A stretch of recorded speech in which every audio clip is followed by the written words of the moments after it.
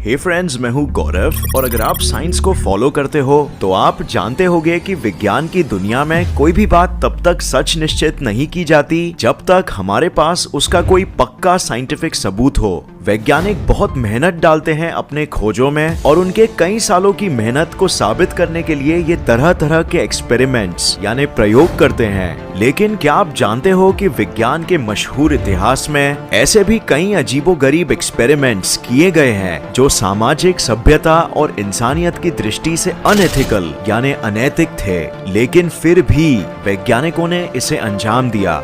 ये वो अजीबोगरीब एक्सपेरिमेंट्स हैं जिन्हें आप विभत्स कह सकते हो और गवर्नमेंट को ज्यादा समय नहीं लगा इन प्रयोगों पर रोक लगाने के लिए।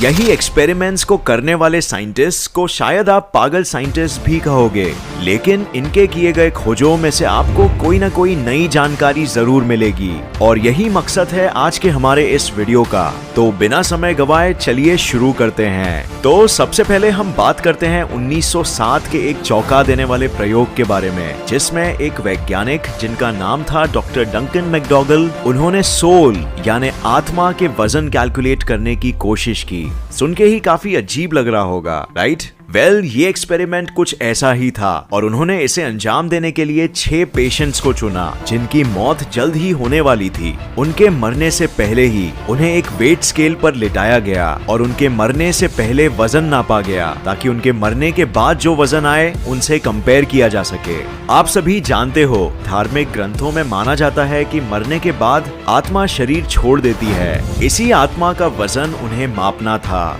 एक एक करके उन्होंने सभी लोगों पर अपना प्रयोग किया। पहले पेशेंट के वजन में 21 ग्राम की कमी आई। दूसरे पेशेंट का वजन मरने के तुरंत बाद कम तो हुआ, लेकिन कुछ ही सेकंड्स बाद उनका वजन पहले जैसा ही हो गया। दूसरे 2 पेशेंट्स के भी वजन में कमी आई, लेकिन कुछ मिनटों बाद उनका वजन पहले से भी ज्यादा बढ़ गया। एक पेशेंट की मौत इक्विपमेंट को सेट करने के दौरान ही हो गई, तो उसका वजन मेजर नहीं हो सका।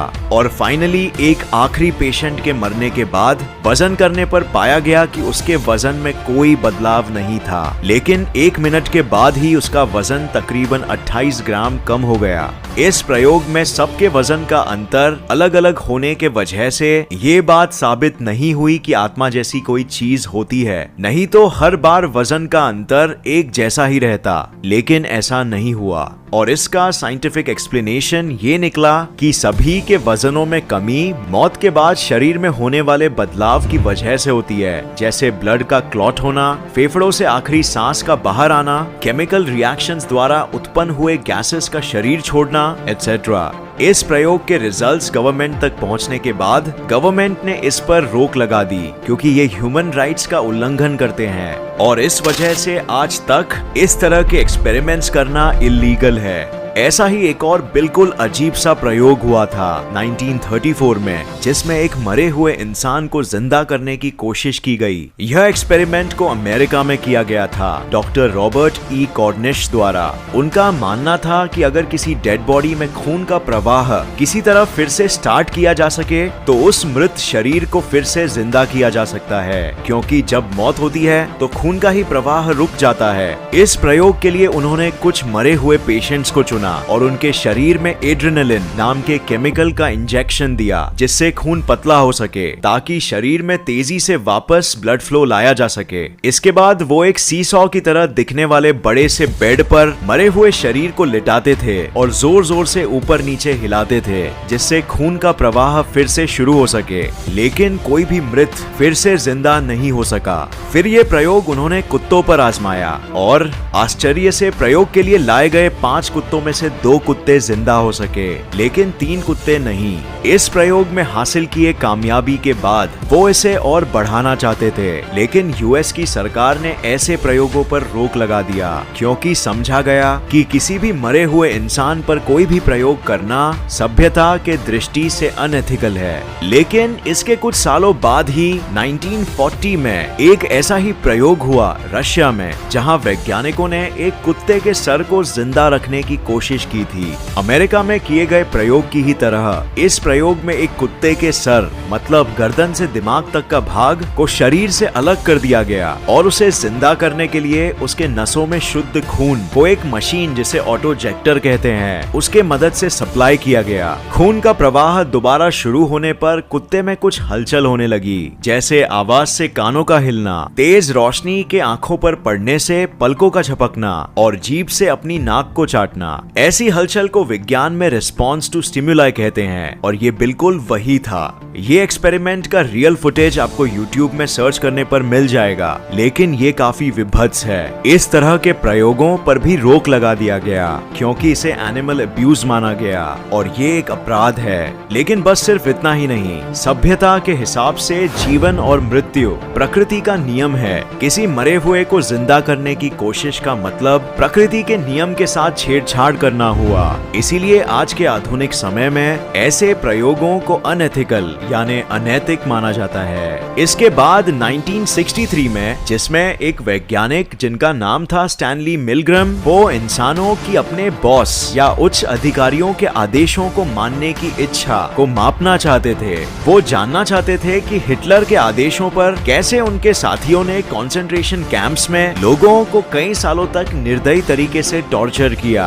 ये एक्सपेरिमेंट साइकोलॉजिकल एक्सपेरिमेंट था। इसमें बेसिकली 2 कमरों में 2 लोगों को रखा गया जिनमें एक टीचर और एक सीखने वाला था। कमरा ऐसा था कि वो दोनों एक दूसरे को सुन तो सकते थे पर देख नहीं सकते थे। एक्सपेरिमेंट में टीचर को उस सीखने वाले से कुछ क्वेश्चंस पूछना होता और हर गलत जवाब पर उसे बिजली का झटका लगाया जाता।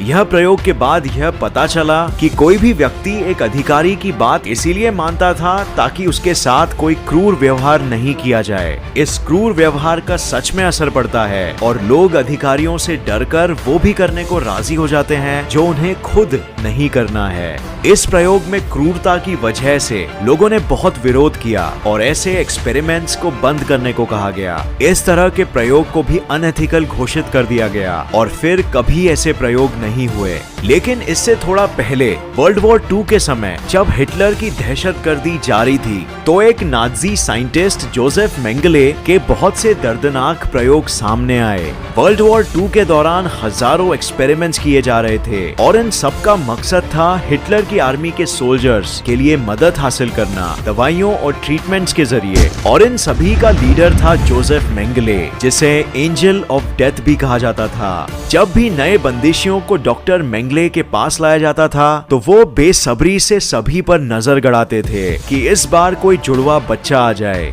वो जुड़वों यानी ट्विन्स को लेकर पागल थे। अक्सर वो 2 जुड़वा बच्चों को आपस में स्टिच यानी सींचते थे, उनके चमड़े, उनके ब्लड वेसल्स और यहाँ तक ऑर्गन्स के साथ, ताकि वो सियामीज ट्विन्स बन सके। ऐसे ट्विन्स जो यूजुअली बचपन से ही आपस में जुड़े होते हैं, पर ये मासूम बच्चों को अक्सर गैंग्रीन नाम की बीमारी हो जाती थी और ये बहुत ही दर्दनाक मौत मर जाते थे। जोसेफ और भी बहुत से एक्सपेरिमेंट्स करता था, जैसे लोगों को प्रेशर चेम्बर्स में डालना, उन्हें बर्फ में जमा कर मारना, कैस्ट्रेशन यानी नसबंदी करना, अंदरूनी अंगों को शरीर से अलग करना, लिंगों को बदलना एटसेट्रा। ये सारे एक्सपेरिमेंट्स के बारे में सुन के ही होश उड़ जाते हैं, राइट? लेकिन ये साइंटिस्ट द्वारा किए गए सारे एक्सपेरिमेंट्स आज डेमोक्रेसी के जमाने में करना इलीगल है। ऐसे साइंटिफिक अपराध करने पर उम्र कैद हो सकती है और यहाँ तक मौत की सजा भी। तो फ्रेंड्स, ये थे अब तक के 5 सबसे ज्यादा विभत्स और अनैतिक प्रयोग। आपको इन सब में से सबसे क्रूर और विभत्स कौन सा लगा? कमेंट जरूर करना नीचे, हम जानना चाहेंगे। अगर आपको ये वीडियो पसंद आया तो इसे लाइक और शेयर करना मत भूलिए और ऐसे ही साइंस वीडियोस के लिए इस चैनल को सब्सक्राइब करके नोटिफिकेशन बेल ऑन करना मत भूलिए। और मैं आपको नेक्स्ट वीडियो में मिलूंगा ऐसे ही किसी इंफॉर्मेटिव वीडियो के साथ। तब तक के लिए देखते रहिए और सीखते रहिए। जय हिंद।